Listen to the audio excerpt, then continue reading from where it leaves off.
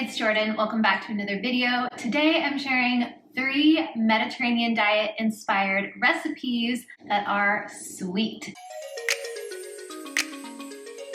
If you're here, welcome. I'm Jordan. I'm a nurse, I'm a health coach, I'm a future family nurse practitioner, and I love creating recipes that are super nutrient dense, primarily gluten-free, and I love highlighting the Mediterranean diet. It's a diet that's so well studied for all of its health benefits for a long quality life without chronic disease. First recipe is for all my chocolate lovers, me included, and it's for sea salt chocolate fig bites. Sally's very excited about them too. We need to start with figs. I bought these figs at my grocery store. They're golden figs. You can use golden figs, mission figs. Try to find some figs that don't have any extra preservatives or colorings added to them. Prepare these figs for the food processor.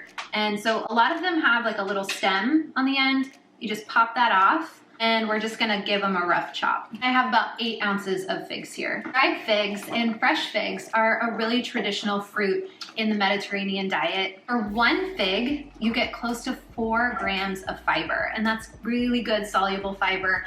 That's really good for gut health, and it's really filling. Plus, figs have calcium, iron, and potassium in them. Instead of eating something with just sugar in it, something that has 0 nutrients, we're getting something sweet and we're getting some nutrition. Okay, my figs are nice and chopped now, so I'm just going to add them to the bowl of a food processor. I have some very hungry dogs because they smell almond butter. So our next ingredient in with the figs is some almond butter. I'm gonna do about 2 tablespoons. I like to find an almond butter that doesn't have any added sugar or added oils. It should be just almonds and sea salt. Almond butter is a great source of healthy fat, healthy monounsaturated fat. So when you have this sweet treat, you're gonna actually feel satisfied because you're gonna get the healthy fat rather than just having something that's just sweet. And you're gonna add about 1.5 tablespoons or so of water just for when it's blending to help it come together and form like a paste. What we're gonna do is roll these into balls and dip them in chocolate and then add sea salt on top. Take this over to my food processor and I'll show you what it looks like. Forms like a ball when you're blending it up in the food processor. So that's when you know it's done, when it's kind of formed a ball and it's just going around in circles. So we're gonna set that to the side. It's time for chocolate. I have a glass bowl. What we're going to do is melt our chocolate over some simmering water. I just have a small saucepan over on my stove, heating it like medium heat, so it's just simmering. I'm gonna put the glass bowl with some chocolate chips and a little bit of coconut oil over and let the chocolate melt. I need 2/3 of a cup of chocolate chips. Using dark chocolate chips today. 1, they're delicious, and 2, for antioxidants from the cacao that's in dark chocolate. I'm also using a brand that's dairy-free and soy-free, so if that's something that's important to you, you can also do that. Just try to find something that's 70% or more cacao or cocoa. We need 2 teaspoons of coconut oil. I'm using virgin coconut oil, and that just helps the chocolate get nice and shiny and silky. And the virgin coconut oil too, it just has this like natural sweet flavor. Now we're ready to put this over on the stove and let it start to melt. Have some kind of spatula, like a wooden spatula or a silicone spatula, and just stir it often because you don't want the chocolate to burn or bubble up too much.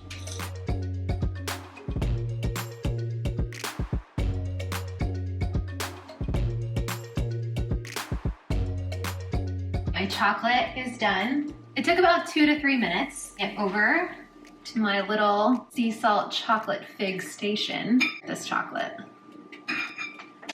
Ooh. Clean hands.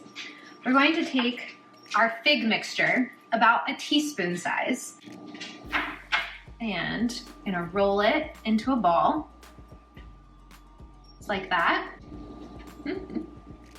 Just using a fork, you're just gonna plop it in the chocolate.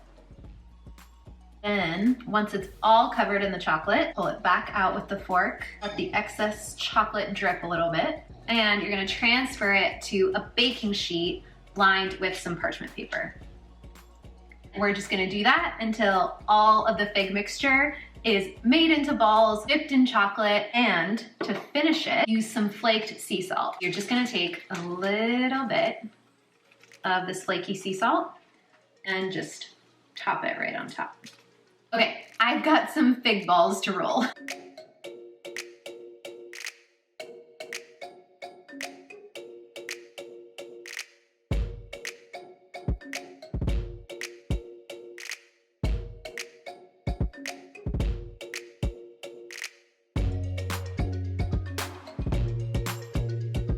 I'm gonna pop these in the fridge for 30 minutes, and that way chocolate will firm up and they'll be ready to eat.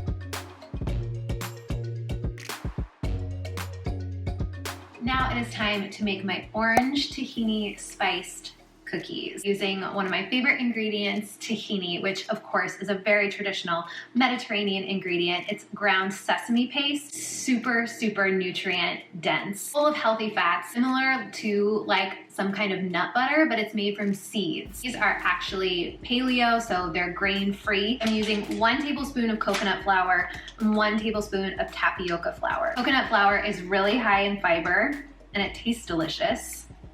Tapioca flour is just really important for helping to bring the cookies together since we aren't adding flour or anything with gluten in it. And just need 1 tablespoon. To help the cookies bake up nicely, we need 1 teaspoon of baking soda. I used to love helping my mom level off the teaspoon of baking soda when she would bake cookies. That was always my job.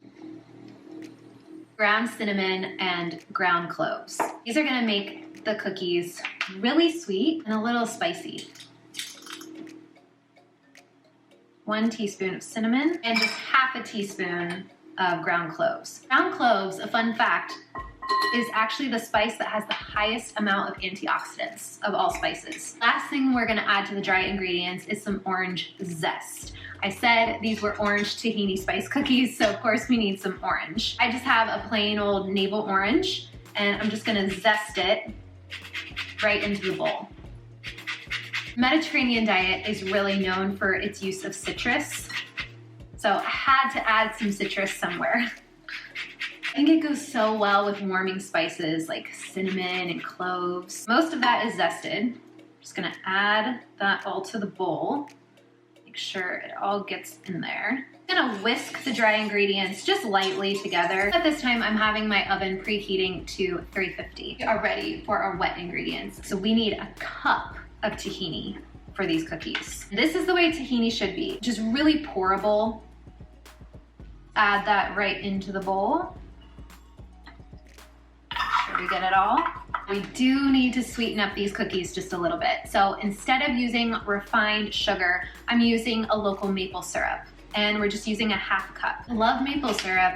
It kind of has that smoky, like deeper sweet flavor that you would typically get with brown sugar. I love using maple syrup instead. And maple syrup, because it's a little bit less processed than like a sugar crystal, still has some nutrients intact. And again, we're going for nutrient density. I'm always choosing the ingredients that provide me the most nutrients. Of maple syrup. Need 1 egg.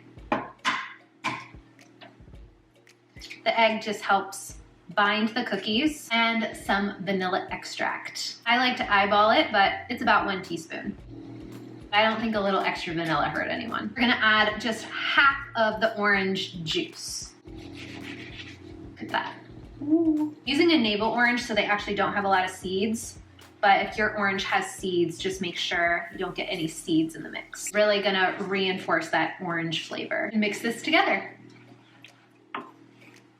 It's gonna seem like a little bit of a wet dough. That's because there's so much tahini in there, but it's okay, I promise. Use a handy dandy ice cream scoop or cookie scoop, or you can just use a spoon at home. And if the dough gets kind of sticky, you can just have a little thing of water nearby, just dip the spoon in there, and then it'll glide right off. Tablespoon size cookies. Line our baking sheet lined with parchment paper.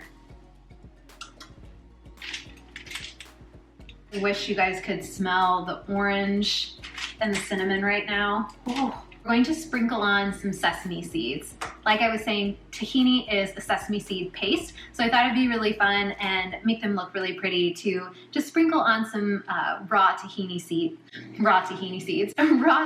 seeds on top.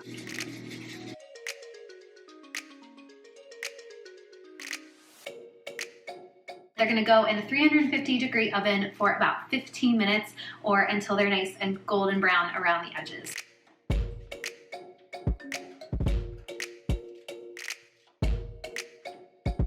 I have all the ingredients ready now for my third and final recipe, which is a fast balsamic fruit crisp. We are going to be using yogurt. Typically a fruit crisp would be fruit on the bottom, the crisp on the top, and then you serve it with like vanilla ice cream or some type of whipped cream. I'm gonna do it kind of a little upside down and put some plain yogurt on the bottom. That's gonna take the place of like ice cream or whipped cream. I'm using a plain goat milk yogurt, and I'm just going to add that right on the bottom. I always have a big thing of yogurt in my fridge for the week. It's such a good replacement for cream, sour cream, and I just love it for breakfast. You guys know that if you've watched any of my Mediterranean what I eat in a day videos. For our crisp, instead of using oats, we're gonna use something a little bit more nutrient dense, a little bit more Mediterranean.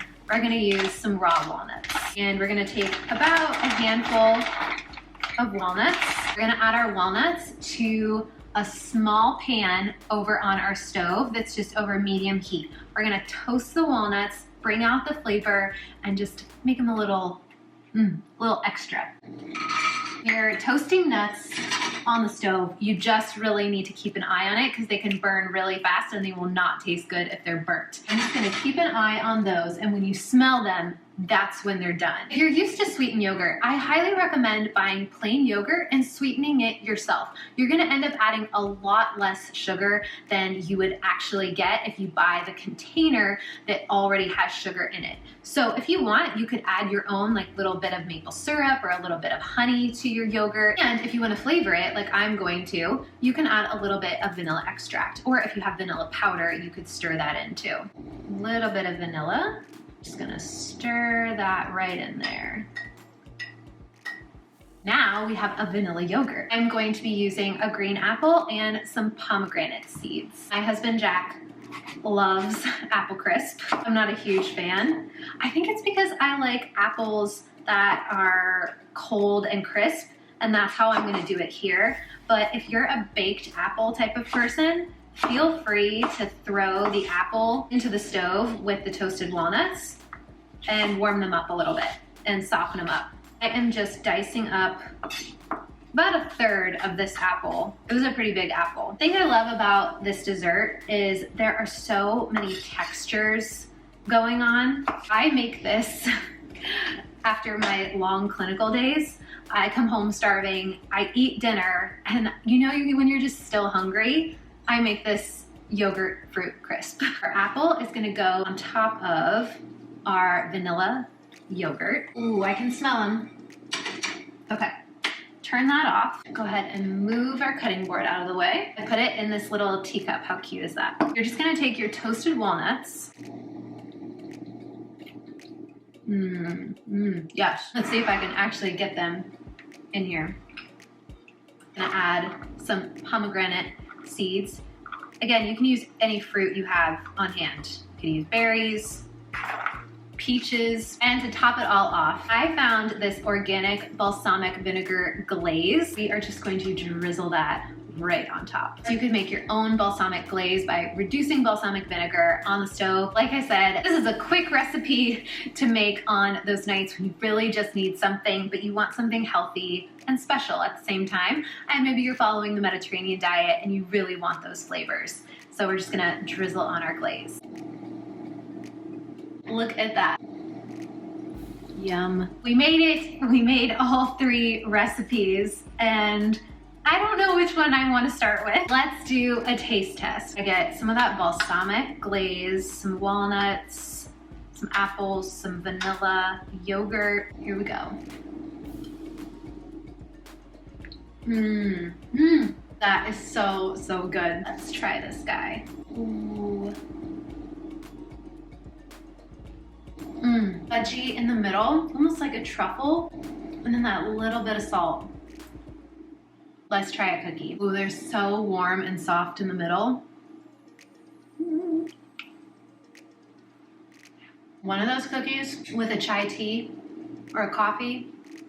Oh my gosh, really taste the orange. The tahini, even though it's a seed, it's like nutty and toasty. That is incredible. Though I'm definitely someone who recommends less sweets and less sugar in the diet. I think on the Mediterranean diet, there is definitely room for indulgence and for some sweets, especially when we make sweets that are really nutrient dense. So many processed sweets just leave us craving more, but homemade treats like this that are made with whole foods are really gonna satisfy you. The thing that I love to do is plan my desserts for days that I do really intense workouts, because then my muscles are ready for a little bit more glucose, a little bit more sugar, just about filling your body with the best stuff you can. If you guys enjoyed this video, make sure you give it a like, subscribe to my channel, check out the description below for links to the recipes, check out my blog, check out my newsletter if you want to hear from me. I have some serious cleanup to do. And I will see you guys soon for another one. Bye!